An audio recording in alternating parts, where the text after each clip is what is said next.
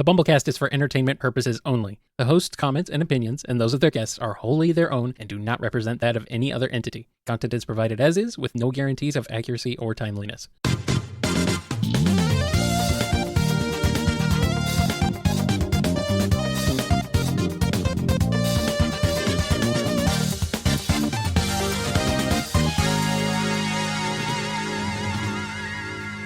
Welcome to a special edition of the BumbleKast. I'm your host, Ian Flynn, the Bumble King, and joining me as always is my Bumble co-host, Kyle, JCRB Krause. Hi there. We have a guest in here. There's someone else in here. This is weird. Hello.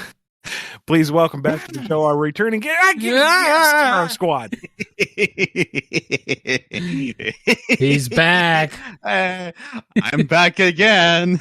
With a vengeance. Yeah, clearly. With more rabbits. Oh, no. I'm just kidding. There's not a lot of rabbits. But there's some. That's not no rabbits. That's not none. There's no rabbits to my recollection, but they are questions. Okay. Well, then ask the questions. Or tell us about yourself first and then ask the questions. Whichever you want to do. Yeah, I for those who don't know me, I have been in this show before with a very bad audio setup. That's on me. But I'm back with a microphone that I hope sounds better. Who knows? Oh, yeah, much better. It's better, yeah. It's good. It's fine. Yeah, so today's topic is crossover questions. And I have like so many, in fact, that I can just do the pick a number thing. I have like I have like 170 of them each of crossover questions, like merged realities, and kill your double questions, which adds up to 340. I'm insane. Good. You'll keep us in business. HeroesSquad, single-handedly keeping us in business. I don't think we can cover all those tonight, but No, I don't think so. I do not think we can cover those all in one night. That seems impossible. At least the most we can. Yes.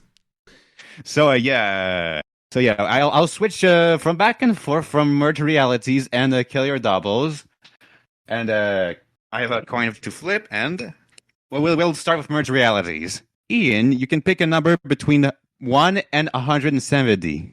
It's a lot of numbers. 1 and 170. 126. 126. All right. John Wick cross Resident Evil. How does it go? Oh. Badly for Resident Evil. So, as part of a publicity stunt, Umbrella Corps tells John Wick they can revive his dog. Except it's all a lie. It's to gain John Wick's DNA to create the ultimate killer zombie virus. And what the Umbrella Corps has not learned, and what nobody in the Wick movies ever learns, is you don't double-cross John Wick. So he's the Baba Yaga. Yeah, exactly. Yeah. Which ought to be the name of like the Nemesis thing that they clone and make out of him. That's the Baba Yaga. He still murders it horribly, and it's glorious to watch. So John Wick goes through and like single-handedly wipes out all the staff of Umbrella Corps, and the hallmark fight is between him and Wesker. But before we get to that, Wesker has a trump card. He's like, all right, you killed my beautiful Baba Yaga. You've destroyed my empire. But can you shoot your own dog? And here comes the revived dog, but it's a zombie dog. And we're sad because it's the dog. But the dog has been revived too well, and it recognizes John Wick and refuses to bite him. And we're like, oh, good puppers, you remember. And now that the dog is out of the way, it's clear for a full kung fu fight between John Wick and Wesker. Now John Wick has 2 dogs. Yeah. And then, of course, the stinger for the inevitable series of sequels that will get more tiresome as we progress is the combo clone that Wesker was making in the background, threatening to unleash Whisker upon the world. Oh, no. Terrible. What's next, HeroesSquad? All right, I can let Cal pick, despite Ian answering, but you can still pick a number, Cal. I'll pick Ian. numbers, that's fine. All right, a number from 1 to 70. 69. Okay, okay. All right. 69. Number 69. We're doing Kill Your Double now. And number 69, it's a German. It's a Kill Your Double. It's a John Schiller. I don't know who's that. But two roles of his duke it out. Spider-Man 2099 versus Winter Soldier. How does it go? This sounds canon. If it hasn't happened yet, give it time. Yeah, pretty much. Do we want to do like a Winter Soldier in 2099 or no? That's cheating. This is. Does that even exist? I wonder. I'm curious. If it hasn't yet, give it time. Give it time. Yeah. Let's see. Do we even need like a solid premise of why they're fighting each other? Can we not just throw the two toys into the arena and say go? Just throw them in. Yeah, pretty much. Okay, there is a Winter Soldier 2099. Really? Yeah, there is. I don't read comics, so I do not know. I just looked it up, and yes, there is. Surprise, surprise! What is going on in the comics? As of 2022. Oh, that's recent. Yep. News to me. Because I know they did a kind of a 2099 resurgence. Anyway. Yep. Miguel has been thrown into the past and needs a way to travel forward to his own time period. And that is hidden within some Soviet black site that Bucky is trying to keep people out of because only bad people tried to go into Soviet black sites. So it's a big misunderstanding and they still try to murderize each other. And eventually something happens that allows them to talk to one another. Miguel gets the device and goes home, blah, blah, blah. But who wins the fight? That's the important thing. We don't need the reconciliation. We don't need the total bromance that might come from it. We need the violence. Mm-hmm. And I don't know. I'm inclined to give it to Miguel because, yeah, Bucky is incredibly elite in terms of human ability. Super soldier. Miguel can bite. Say again? Miguel can bite. Yeah, exactly. He's got the fangities. So, what does Bucky have against fangs? Metallic arm. So one metal arm. Making that being bitten on, that could chip a tooth. But I'm thinking Miguel goes like full predator mode and eventually hunts him down and is about to go nibble on his face, and somehow they reconcile. But I'm giving this one to Miguel. All right. We can pick the same numbers again, but that will be from different things. All right. Number 1 to 170. Ian, you can pick the number. Let's do 88. 88. All right. Merge reality. Gurren Lagann cross Godzilla. How does it go? Oh my God. I don't know much about Gurren Lagann, but I can see the. Neither do I, but I'm happy to hear Ian talking about it, and I'm sure a lot of Gurren Lagann fans will be happy to hear it.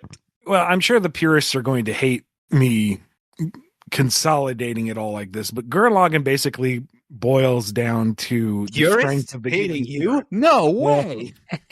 Gurren Lagann boils down to the human spirit being able to overcome anything, like a spiral with each turn you advance forward. And it goes from that being the will to operate the various robots to being able to just shape reality through sheer force of will. So things get increasingly ridiculous in terms of size and scope because the human imagination is limitless. And as they are confronted with greater and greater perils, the principal cast and the extended cast come together and think, okay, if we need more power to overcome this, we simply will it into being, to the point where they are on literal cosmic scale throwing galaxies at each other. Thing is, Godzilla is kind of known for never saying die. He doesn't really talk about it a lot outside of the Skreok, but there's indisputably this tenacity to Godzilla that he will overcome anything and everything. I believe that he too possesses some form of the spiral power. So what we have here is Godzilla initially arising to challenge some version of the Spiral King. Maybe he's doing something to threaten the world inadvertently. And that gives humanity a chance to arise out of the underground to challenge this Beastman to defeat all Beastmen. And the Gurren Lagann is going to match Godzilla in power and win round 1, round 2, depends on how you're going to slice it.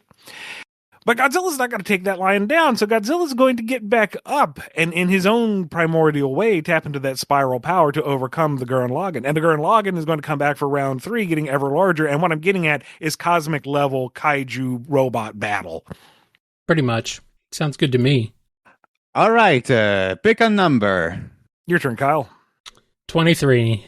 23. All right. Time for Kinechi Ogato's 2 rolls to duke it out. King DDD X. Why do I put X? Oh, I think that was a mistake on my part. King DDD versus Gran Torino from My Hero Academia. How does it go? It'd be fun to watch, that's for sure.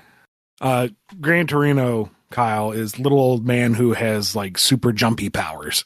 Okay. He's a veteran superhero who just goes ping, ping, ping, ricochet, rat, over just about everything. He's fun. He's a cranky old man. Okay. So DDD's not going to take this old man particularly seriously initially. I mean, his hammer is big as the old guy. One solid hit should solve the problem. But Gran Torino is a, experienced, celebrated hero. So he's bouncing off the top rope. He's going around the arena, booting DDD all over the place. So DDD gets tired of it, and he starts the cage match. He drops the whole shebang down there. There's no getting out. And you know what? It's electrified, too. Let's see a bounce off that. And so Torino's going to have to do some crazy mid-air redirectioning fighting, and then it's going to get a little tight. He can't quite maneuver like he's used to. And DDD has a much smaller space to work in that big old hammer. But ultimately, DDD is a jobber when you get down to it. He exists to be the cool, fun fight that you overcome. So giving this one to Gran Torino.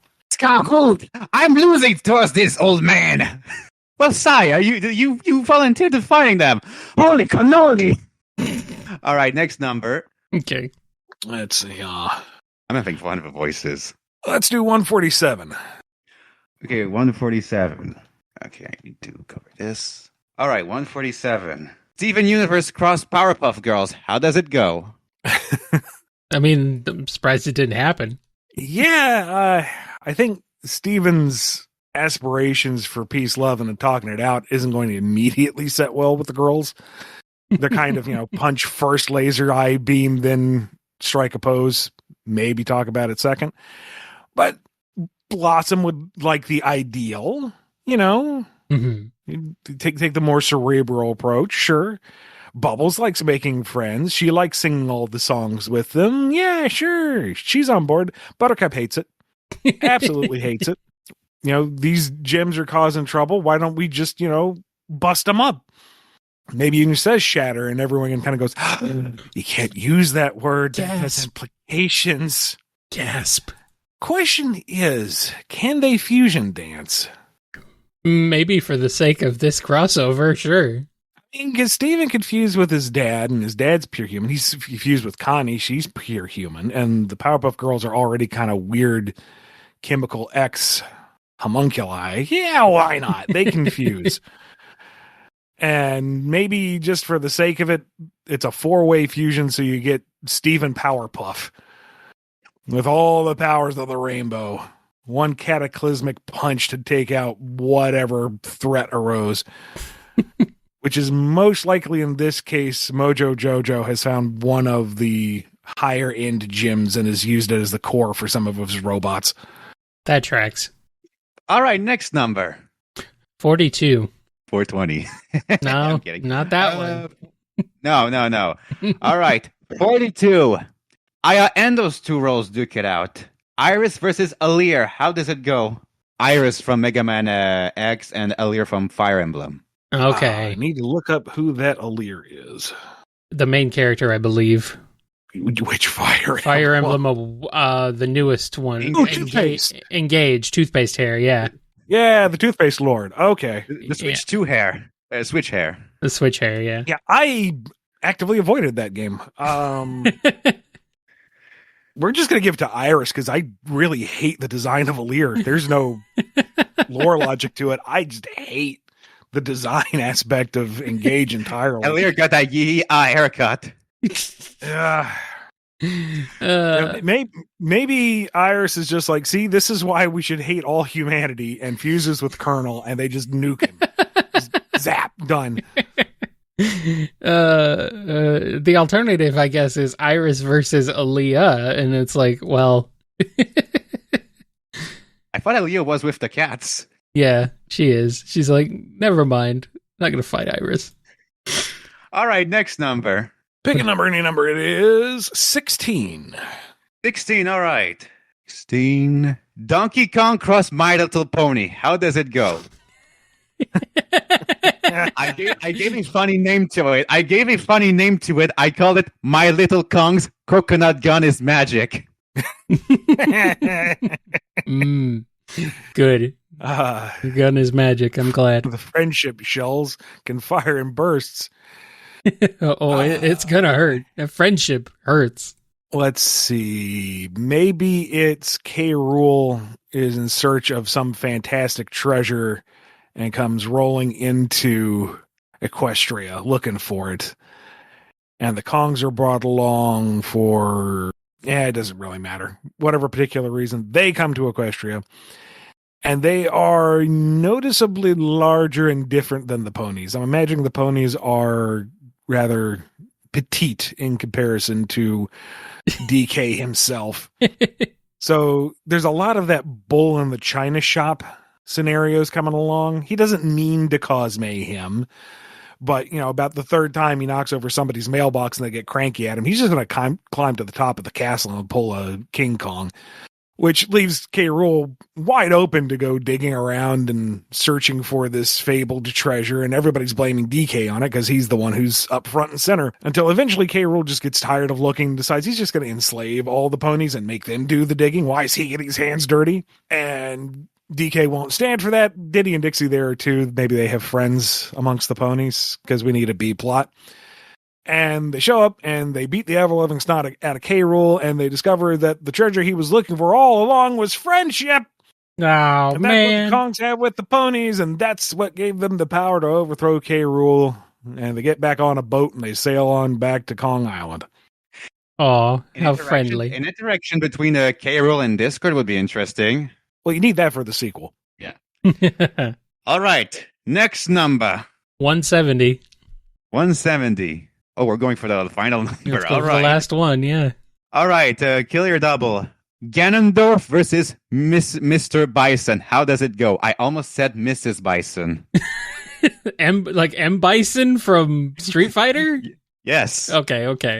Right, that's not Mr. That's just M. It's just M. Oh, yeah. it's just M? Oh, yeah. Because I'm thinking of French like Monsieur Bison. No. Like, real quick, in the original Japanese, Balrog was M. Bison because he was supposed to be a stand-in for Mike Tyson. And Tyson was Balrog. And when it was localized, they were worried that Tyson would sue. So they just swapped the names around, and it stuck. Yeah, in the West at least. In the East, they're still switched. They're still M. Bison. They're still the Boxer. Okay. Yeah, that's why they're called Boxer, Claw, and I did not know that. That's what's the other one? Shoot, what do they call M. Bison? Like, I can't remember. Shouldn't he still be Balrog? Hold on. No. They call him. They still call him that, but the fighting game community. Is it Vega? Yes, Vega is M. Bison's name. Vega was a Balrog. Oh, they switched everybody's names. Yeah, they switched all three of them. Yeah. Just to make I'm trying to remember what M. Bison's fighting game community name is. I can't remember what they call him. I know nothing about fighting communities. All I'm thinking is Miss M. Bison with a baguette, like. But yeah, how dare you challenge the power of Chadali? But yeah, Ganondorf versus M. Bison. Dictator. There we go. That's what they call him. Dictator. Okay. That's what they call him. Yeah, all right, that works. Yeah. Gosh, even if we're leaning into like Smash Brother moveset Ganondorf, I think lore-wise, Bison has him beat. Like, Ganondorf is supposed to be this incredibly powerful dark magician warrior type, but we don't really ever see him do a whole lot. Except when he's a giant pig. Yeah, but then that's like he's gone full Ganon, and that's, the monster mode. That's kind of different. Like, the most we've ever really seen evil king wizard Ganondorf is he throws lightning at Link and he plays tennis back at him. Oh no. Here's my devastating lightning spell. I hope you don't have a magic sword or a bug net or a bottle to deflect it with. Whereas Bison has psycho power. Like, he's a full-on telekinetic dark energy guy who really likes to get in there and mix it up. So, yeah, Bison. I'm going to give that to Bison. It might be a cool fight, to be sure, but it's Bison in the end. Absolutely. What you do to make it equal is you have both of them doing a horse race. both of them in their horses.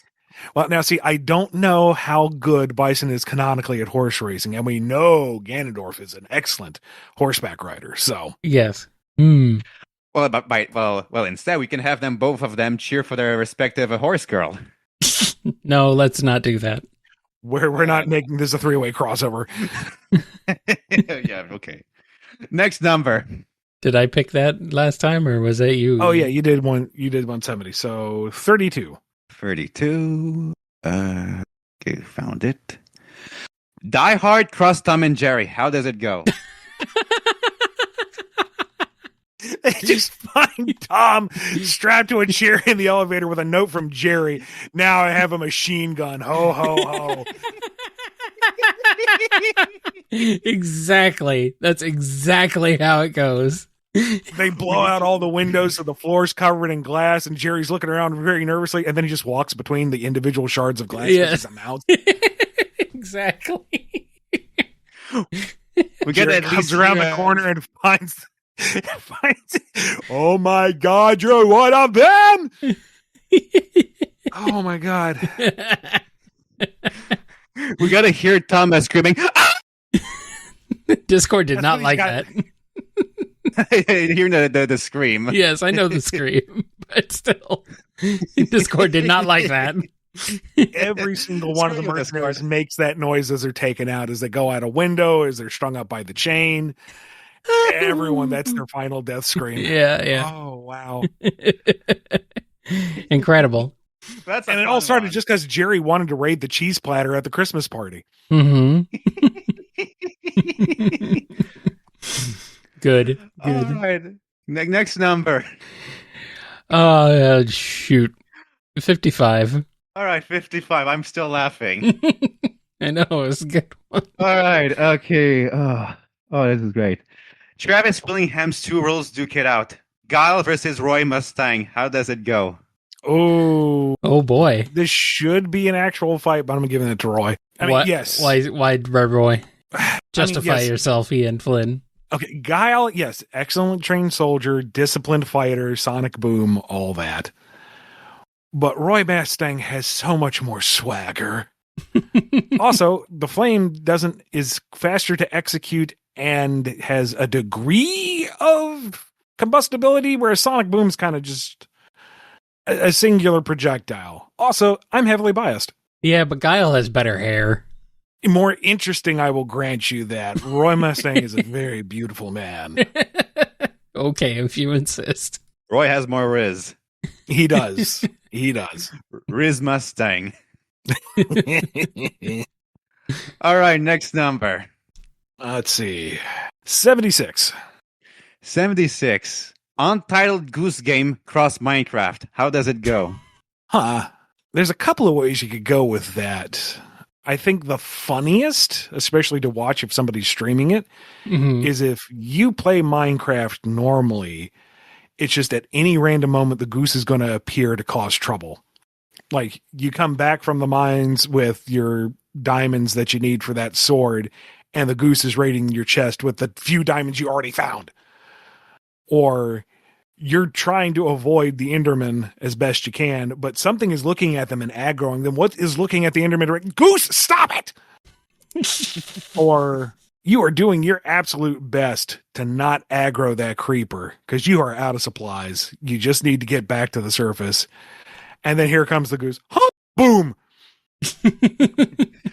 Worst case scenario is you have a baby zombie ride a goose and it goes, goose jockey! Yeah. Oh, no. Yeah. Oh, worst scenario, easily.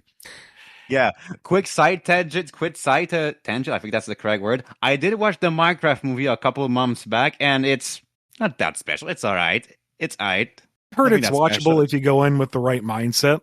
Yeah, the chicken jockey line is just, it's just a line. There's nothing special. Me and my brother watched it. Mm-hmm. It's fun. You didn't fling popcorn all over your living room watching it? No. I made sure we ate that popcorn. Okay, good. We did, however, through the bowl, and it landed. It was very loud. It was a metal bowl. Okay. I hope I didn't destroy anything when doing that. Clang. Although there are some jokes in it that did actually make me laugh. All right, next number. 5. 5. All right. Okay. Josh Keaton's 2 roles duke it out. Spider-Man versus Jack. How does it go? Jack from Jack and Daxter. Okay. Can't really see them duking it out. I just see them buddying up. You've got weapon grade dual quipping going on. Yeah. Of course. Wait. Jack. Not Daxter. Not Daxter. Okay. Jack.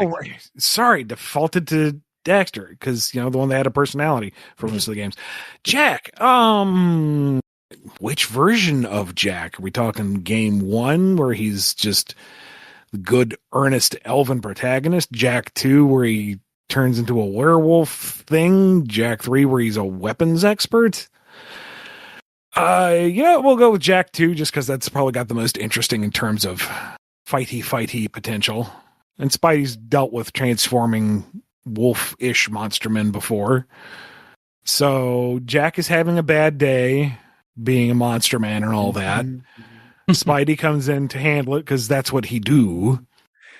Underestimates him because he's handled monster men before, gets thrown into a building or two. Jack manages to calm down, explain himself, apologize for the building thing. Spidey's like, oh, all right, so it's a super science thing. I can help you with that. And does. And they become good friends. And Jack finds it pretty easy to get along with Peter because Peter's about as quippy as Daxter, and he's used to that by now. He's got an immunity to it. All right, next number. 12. 65. Oh, go ahead. You just did number 5. I get to do one. Right. Okay, do it. All right, 65. Yeah. All right. Metal Gear Cross Matrix. How does it go? I feel like you could actually do this pretty decently. It's that...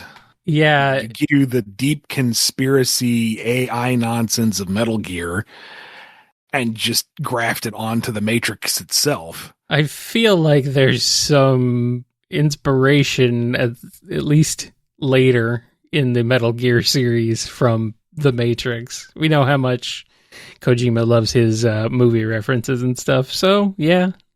You could even go for a legitimately spooky Inception level thing where you think that Raiden or Snake has escaped the VR training thing and has successfully taken down the Patriots in the real world, only for him to reach a point where it wakes him up and he's in the pod in the great harvesting fields. And congratulations, Snake. That was just Act 1. Whoop. Oh, boy. Really what you need is for him to be training with Morpheus and for him to come out of the chair and look at everybody and go, I know Kung Fu. It's like, yes, we know, Snake. You see, the Matrix, it's telling me that this steak is juicy and succulent and perfectly grilled. What I have to say is how does it taste? Please, we love the meats. God, why is there no spoon? It's entry-level philosophy, Snake. There is no spoon. Am I supposed to eat my cereal?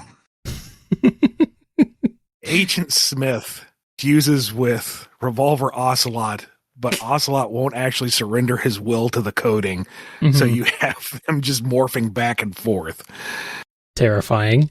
Or just have Hugo Weaving unironically in his hammiest possible say, I love reloading in the middle of battle, Mr. Anderson. No, good. I dig this. I want to see this. This will be fun. Good. Yeah. Next number. 12. 12, all right. Okay, Pierre Tessier, that is a French actor. 2 of his roles are duking out. Mario versus Deadpool. How does it go? Oh, Lord. I think Deadpool is fourth wall breaking enough to be enamored to challenge one of the protagonists of all media. It's Mario. Everybody knows Mario. Exactly. You know, it's just he never could get through the game legitimately. He can kill a dozen men in a room at the drop of a hat, but he can't get past that first Goomba. For that you will die. And Mario's like, what I do? He can't get past the first Goomba. Sounds like a skill issue, Wade.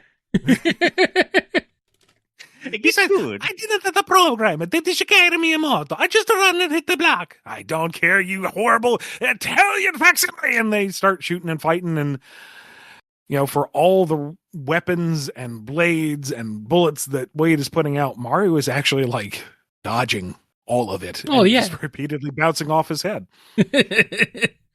Wahoo! If it's terminal montage Mario, then good luck, Wade. I ain't helping.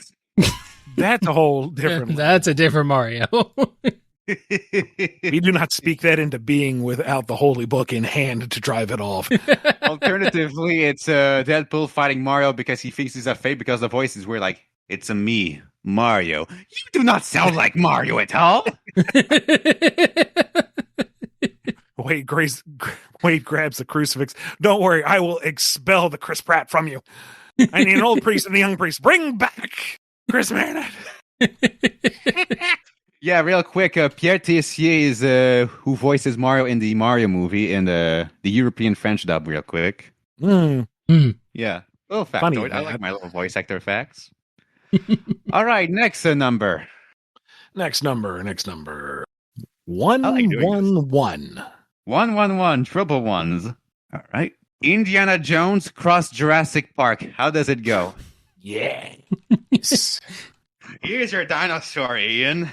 Yes. Yep. There's whatever island du jour has an ancient culture there. Mm-hmm. And Jones goes in assuming that there are tomb raiders looking to desecrate the land and sell off the relics on the black market. Somebody tipped him off. He's going in there to stop them. What nobody told them is that the secret Nazi offshoot is trying to create a dino army with material stolen from InGen. And being Nazis, they're incompetent and they've lost control. So there are dinosaurs roaming the island and the ancient ruins that are full of delightful traps that shouldn't work, but they do. And snakes. Why does it have to be velociraptors? For some reason, I just want to see Indiana Jones just shoot a velociraptor like the guy with the whip. It's preening and roaring and snapping. He's bang. Bang. Yeah.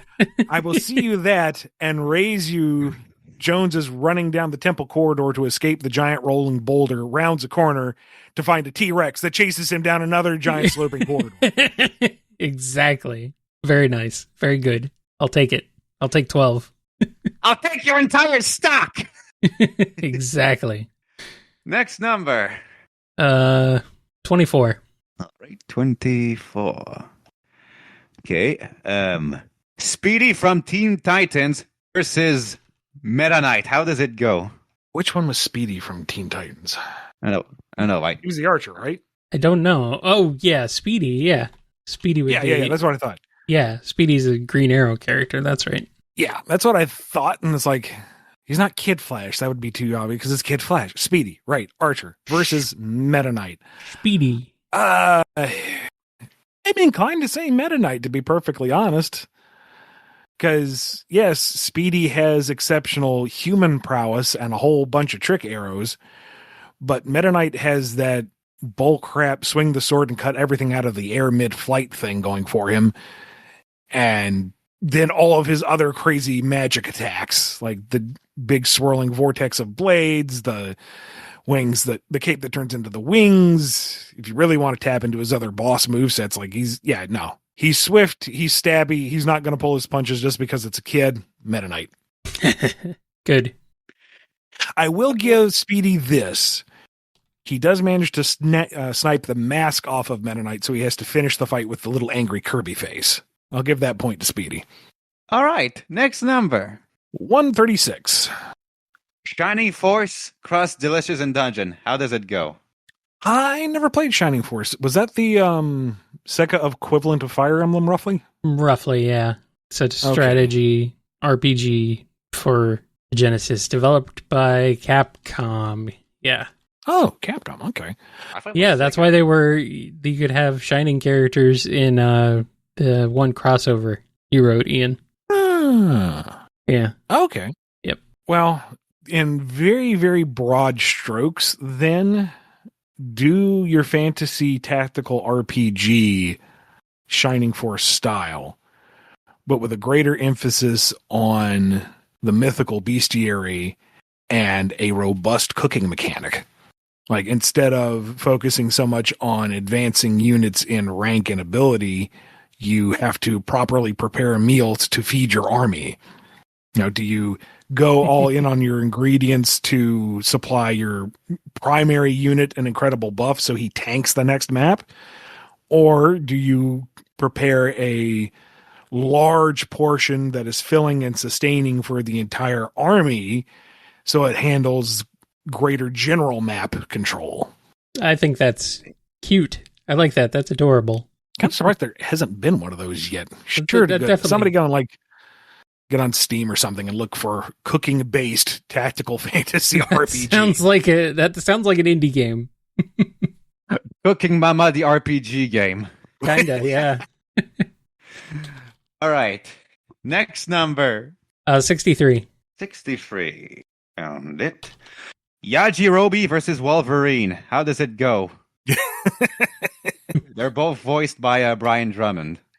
Really? Yeah. That's fun. What's the first one? Yajirobe. He was the guy you'll know him if you see. He's a Dragon Ball character. He's the very, very fat samurai with big black mane of hair. Okay. You've seen him. I know you probably have, yeah. He's with Whiskers the Wonder Cat. Okay. It's not Puar's name. No, Corin. Jeez. Here I am correcting you. Fun fact for you, Kyle. Okay, yeah, that guy. Okay. Yep. He was introduced in the original Dragon Ball because Krillin was killed off, but they wanted the voice actor to have work in the interim. Right. So they created Yajirobe so the voice actor could voice him. And there's even like an in-universe joke where Goku says, "You sound really familiar, you know that?" Good. And Yajirobe kind of stuck around for a little bit into early Z and then just kind of quietly got retired. But Krillin came back. Dragon Ball. Okay. Is Krillin not in Dragon Ball? Back to life. Oh, okay. He died, but he got better. Okay, that's fine. And Yajirobe he's technically a disciplined swordsman, but he's kind of lazy, kind of conceited, bit of a coward.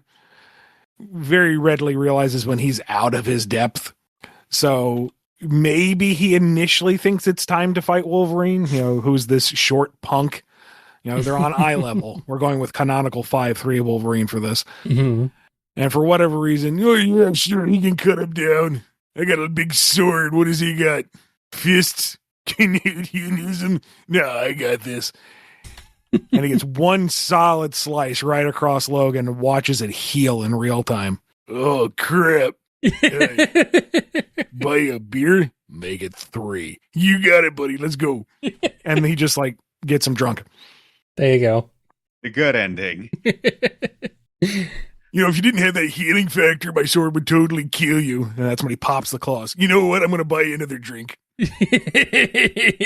I might. My claws can cut through steel. We're going with Australian Wolverine. I know he's. I know. I know. I don't know what country he is in the comics. I think he's Canadian. Or he's something Canadian. Like yes. I don't know why I give him Australian. Well, you say that he's Canadian, but there was one animated pilot based off the arcade game where they made him Australian for some reason. That's weird. That's weird. Because the arcade game is based on the existing cartoon. So there you go. Yeah. Huh. All right. Next number. That's you, Ian. Oh, it's me? I thought I just did that. Okay. No, I just did. Okay. 132. 132. Star Wars Cross Godzilla. How does it go? The Empire learns of an incredible biomass on some remote planet. No. Back up. Scratch that. The Empire is taking over basically Monster Island, but it's a planet. To strip mine it for building, yet another Manhattan-sized Star Destroyer, because that makes sense. And disrupting the natural world pisses off Godzilla. Yeah. So you've got Godzilla fighting AT-ATs and various things.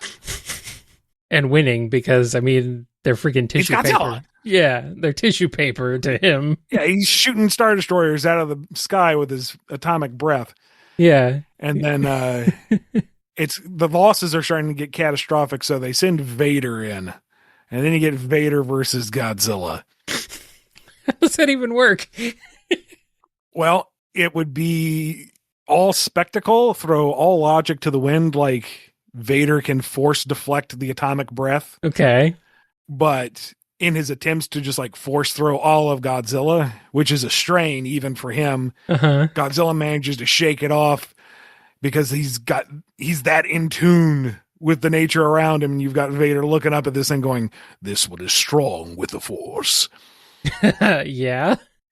So eventually he decides that he can't kill it and they can't really strip mine the planet because of it. So they just turn it into a penal colony and drop enemies of the state onto the planet to be destroyed by the various monsters around, which opens up the Rebel Alliance going in to rescue their people and recruiting Godzilla in the sequel. Well, there you go. Do we have a beam struggle between Godzilla and either the Death Star or the Star Killer base? Save that for the third installment. Right. Yes. Because part 1 is your Godzilla versus Vader. That's your title fight. Episode 2 is the rebels getting involved and recruiting Godzilla, and Palpatine is mind controlling King Ghidorah. And part 3 is he decides this planet is, too much trouble. So then the Death Star flies in, and then you have the Godzilla beam struggle. There we go. Perfect. Disney, if you're listening, hire me. Or at least IDW and make it a comic. What was that, Hero Squad? Lizard big ears. Fight? You must let them. Good. All right. Number next, what will it be?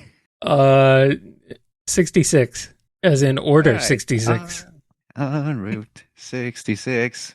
Not Route 66. I forgot this song. All right. Felix Pièce. 2 roles duke it out. Dyer from JoJo's Bizarre Adventures versus Piccolo. How does it go? And I know you know nothing about JoJo, so I got nothing to say. Can we fudge it and just say Lord Slug is Piccolo's stand? Is that my joke for this one? Yeah, sure. Might as well. Yeah. Otherwise, I don't know. I don't know. yeah, I don't know either anything about JoJo. So, yep. Next, I need to get into it. I know. Go to 167. 167. All right. Flintstones cross Dino Riders. How does it go? Flintstones does not deserve to cross over with Dino Riders. Okay. Okay. Let's call it Dino. They call it Dino Riders. Okay. Go. Sorry. Apparently I got him with that one. I didn't even think it was that funny. Just imagining this like authentically sized Dino with the Dino Riders tech on, but at that point it's so chunky it looks like it's a Mega Man armor. Okay. I mean, that's kind of cool. And just is shooting lasers everywhere going, yep. Just tromping around, leveling cities. Down, Dino, down. Yeah. Oh, wow. Okay. What I was going to say is Fred's quarry gets contracted by the evil aliens to like hardcore mine minerals needed to make their brain boxes to capture the local dinos. And what's the head of the company? Is it Mr. Slate? That sounds right. Yes. He doesn't care. It's good money. Until Fred realizes that he actually has a crisis of morals here and joins the Dino Rider squad because he knows the lay of the land. He knows the local dinos, and you know he'll ride Dino into battle.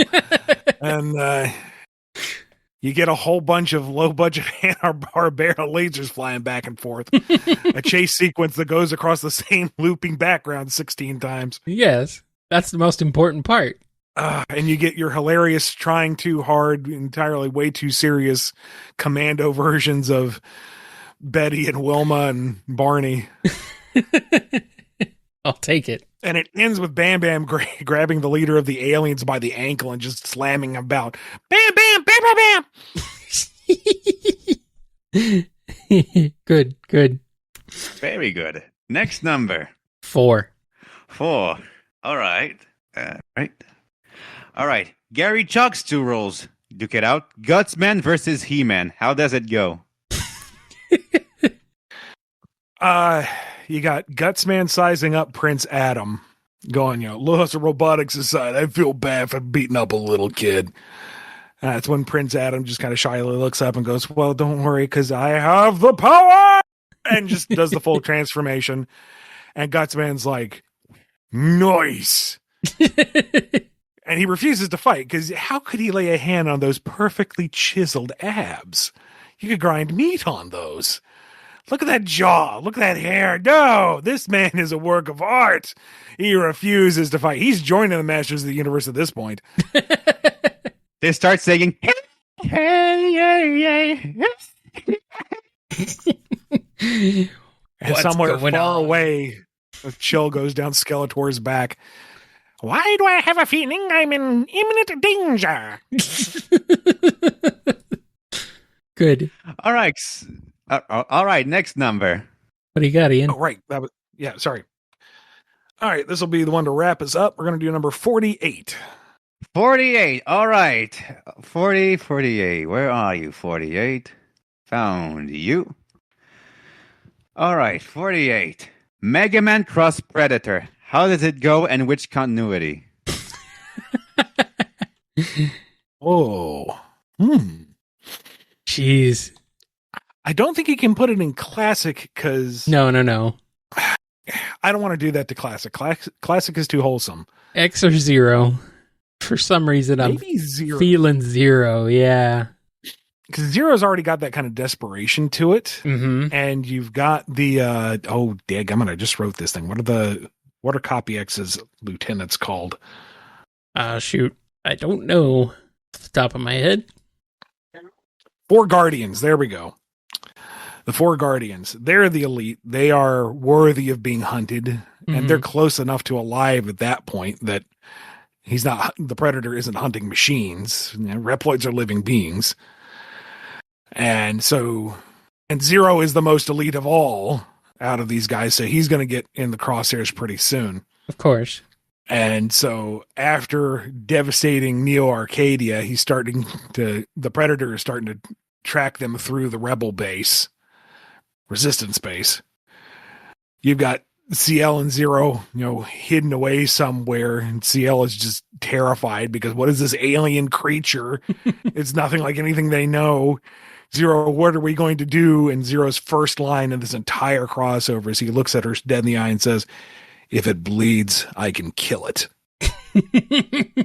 Oh, boy. And the third act is just one long battle between the two of them, trotting out all their crazy weaponry, taking off various limbs from each other. until they're like barely holding on. Oh, jeez. Predator is able to use his little mandibles to program the atomic bomb on his arm that's a couple feet to the side. And he starts laughing, and Zero crawls his way over. He can't quite reach it, and CL runs in and turns it off. And they both kind of look at her, and then the Predator just dies. And then for the sequel hook, you have the video transmission of CL disarming the bomb, proving that she is truly the greatest threat on that planet. Oh, no. So that's where the other hunters are going to be coming. Oh, no. Turns out CL was the strongest one all along. But joke's on them. They land on Earth looking for CL, and there's Zero waiting for him, tricked out in all the various Predator armor. Yes. I'll take it. I'll take 12. That was fun. That was good. It was. Thank you, Hero Squad. Hey, no problem. Any closing thoughts you want to leave us with, Hero Squad? Monkey. Excellent. From Super Mario Brothers, the original movie? Monkey. Don't overthink it. Just monkey. Monkey. It's like monkey. A universal truth. Monkey. Monkey. Monkey. Return to monkey. That's going to wrap us up for this special guest edition of the BumbleKast. If you want one of your own, head over to patreon.com/BumbleKast, Ko-fi.com/BumbleKast, or become a very special YouTube patron. Be good to yourselves. Be good to each other. Cross things over responsibly.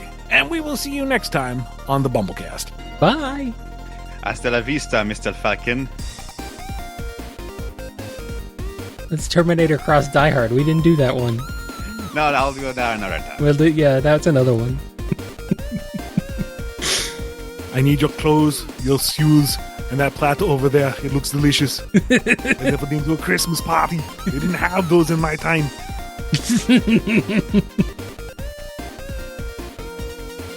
1 second. Strange. Uh-oh. Yes, he's trying to eat the UV glasses. Glasses. UV glasses. Blah. Ow, ow, ow, ow, ow. All right, pick up in 3, 2, 1. You've been listening to the BumbleKast, a co-production of Bumble King Comics and the KNGI Network. Original theme music composed by Ken Coda Snyder. Remixed intro by T-Lopes. Find out more information, along with podcast feeder links, MP3 downloads, and more at bumbleking.com and kngi.org.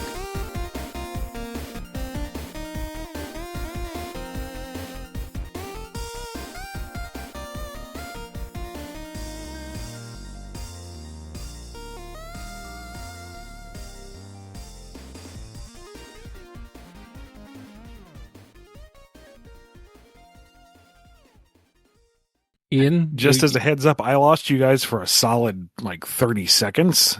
Okay. And it came back like nothing. So I don't know if it's a connection problem on my end or what. So let's just be aware that if I go silent, we might have a technical issue. Okay. Yeah, no worries. What else is new? Technical issues on this show? No. Technical issues? No way! Pretty much. Technically so. Technically. I see what you did there.